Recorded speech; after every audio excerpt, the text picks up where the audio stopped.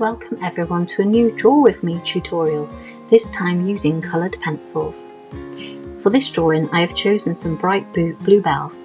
I find most of the reference photos that I use from Pinterest, like this one on the left.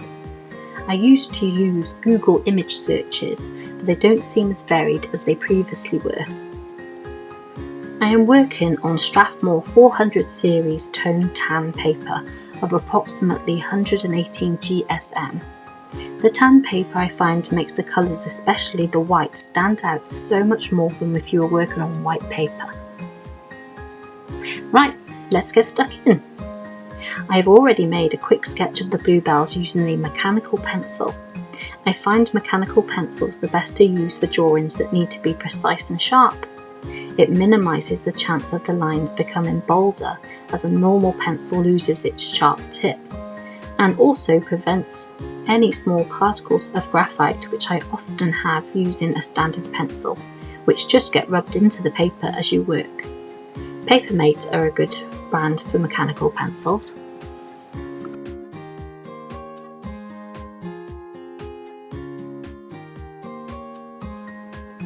Now you'll notice that I am pressing lightly with my coloured pencils as I begin.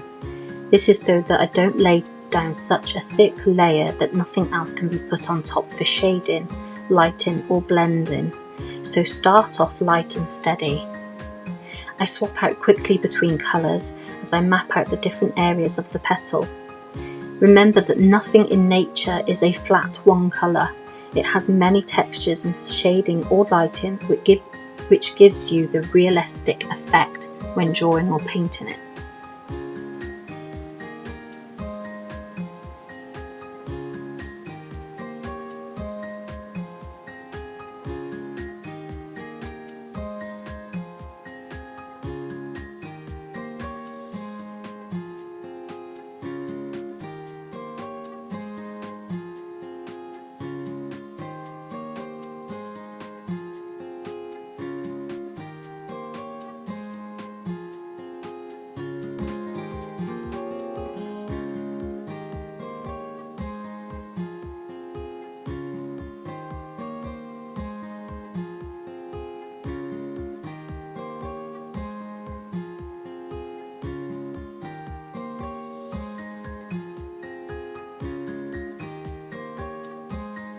You can see that I am gradually pressing harder with my coloured pencil, but not so hard that we lose all the tooth on the paper.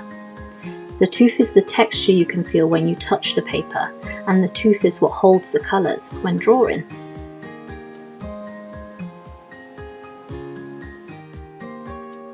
I finish off with white, which represents the lightest areas of the flower, which are reflecting the sun. For me, I also use it to blend all the other colours together. So if you want to use this method, be mindful of the direction your pencil marks go, as it will move the marks below it in the same direction.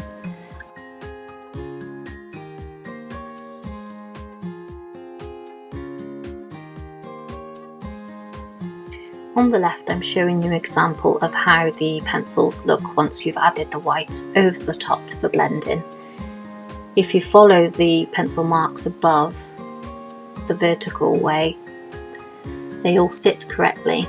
But when you actually draw across horizontal, it shows a smudge of the blue coming out from within their boundary. And this is the effect that you don't want to achieve. You want to follow the lines that you have made previously on the bottom layers.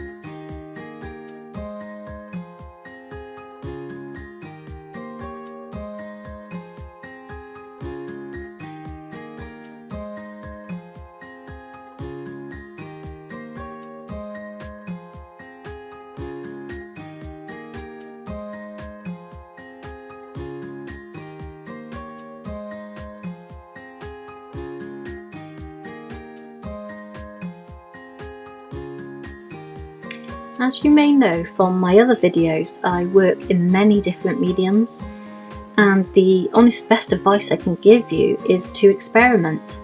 I myself have watched other artists explain precisely how they use their chosen medium, and then I try to recreate it myself but have been unsuccessful.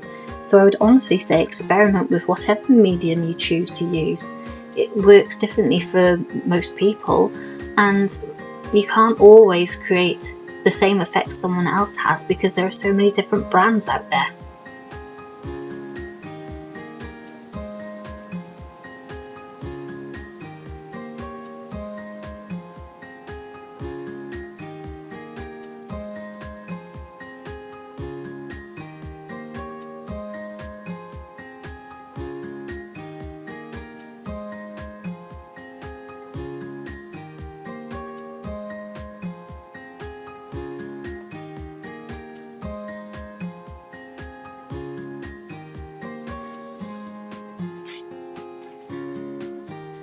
Now, if you do have an Arteza set yourself of the coloured pencils, the colours that I've actually used here, the names of each are Lavender A409, Periwinkle Blue A502, Mykonos Blue A507, White Quartz A001, and Oud Purple A410. I myself would recommend these pencils because they are affordable and give good results. So if you do end up using these, please comment below how you found them. Were they useful for you? Did they come out as professional looking as you hoped? It would be great to hear your feedback.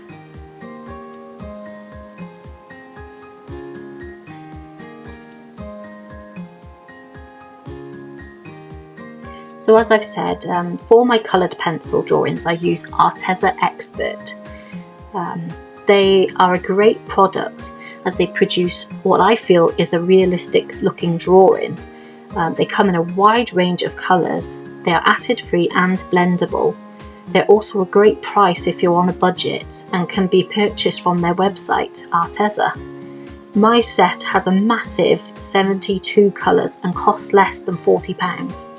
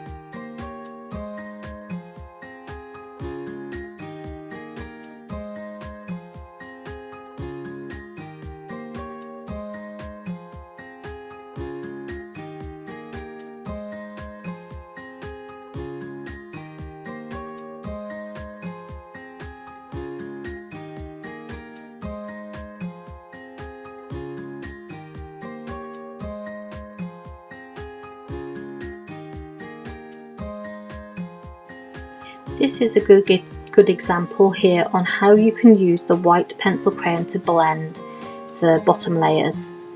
Beforehand, the bottom colours look sporadic and faint, but as soon as I add the white and it goes on top, they become sharper and brighter. This is a method I have come to learn just from practicing and experimenting.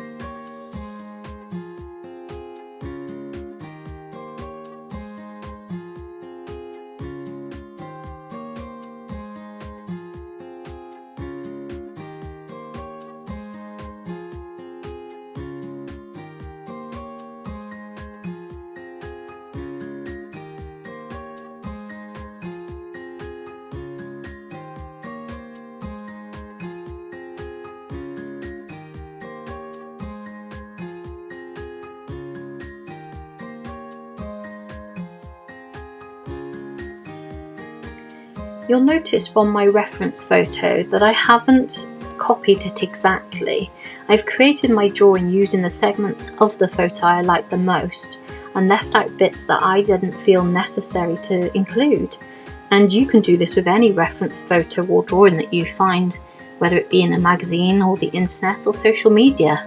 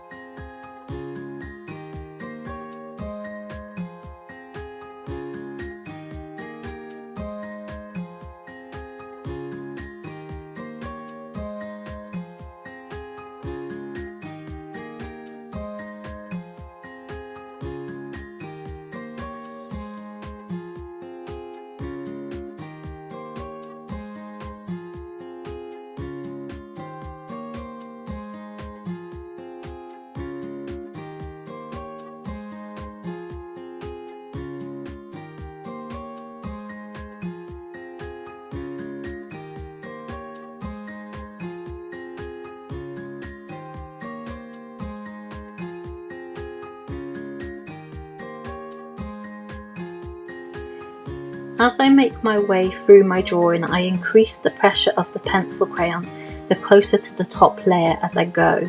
This means basically I finish any area with my pencil, flattening the tooth of the paper. This blends any colours and creates a glossy finish to your image. If you prefer it to look more artistic though, then all you need to do is press lighter with your pencil to leave part of the tooth untouched, as you can see on the demo on the left.